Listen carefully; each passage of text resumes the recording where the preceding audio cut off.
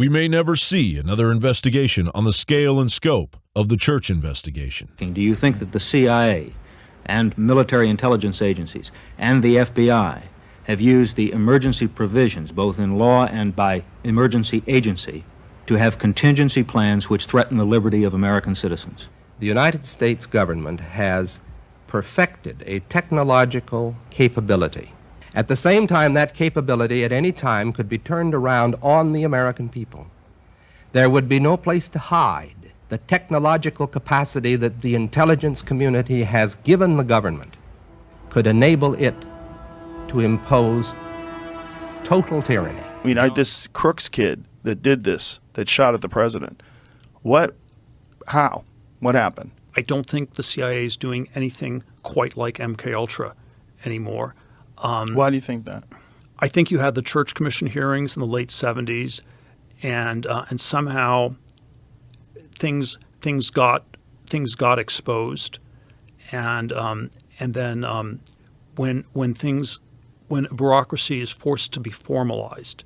After the Allied victory in Europe of World War II on May 8, 1945, the Office of Strategic Services, the intelligence agency formed during World War II, conducted Operation Paperclip, a program in which over 1,500 Nazi German scientists, technicians, and engineers were smuggled into the United States.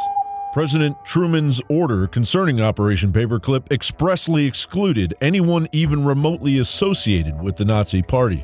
However, the Joint Intelligence Objectives Agency, a subcommittee of the Joint Chiefs of Staff, expunged from public record all Nazi Party affiliations in regards to the German scientists. From this exodus of evil sprung a variety of mind control operations. The Central Intelligence Agency succeeded the Office of Strategic Services during World War II as a result of the National Security Act of 1947, which granted the CIA no police or law enforcement functions either at home or abroad to coordinate secret espionage activities against the Axis powers for the branches of the United States Armed Forces. Secretly, Project Chatter was conducted in order to identify agents synthetic and natural that could enhance interrogation.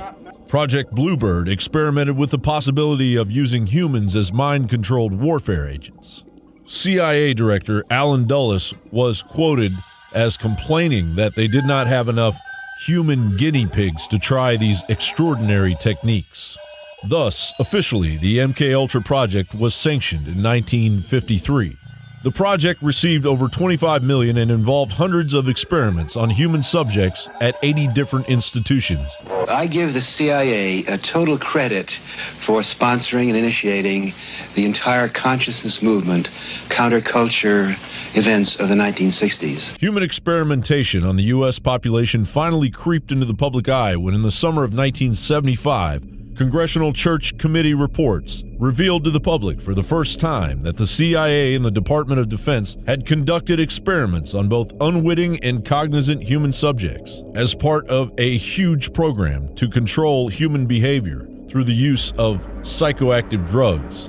I'm Christy Nicola, born July of 1962, rendering me 32 years of age. I was a subject in radiation as well as mind control and drug experiments performed by a man I knew as Dr. Green. All these experiments were performed on me in conjunction with mind control techniques and drugs in Tucson, Arizona. He often tied me down in a cage, which was near his office. Between 1972 and 1976, he and his assistants were sometimes careless and left the cage unlocked. Whenever physically possible, I snuck into his office and found files with reports and memos addressed to CIA and military personnel. Recent declassified documents reveal the CIA's interrogation test involving one of their own unwitting agents with an AI computer. This virtual interrogator from 1983 paved the way to carry out AI chatbot interviews with an unknowing public.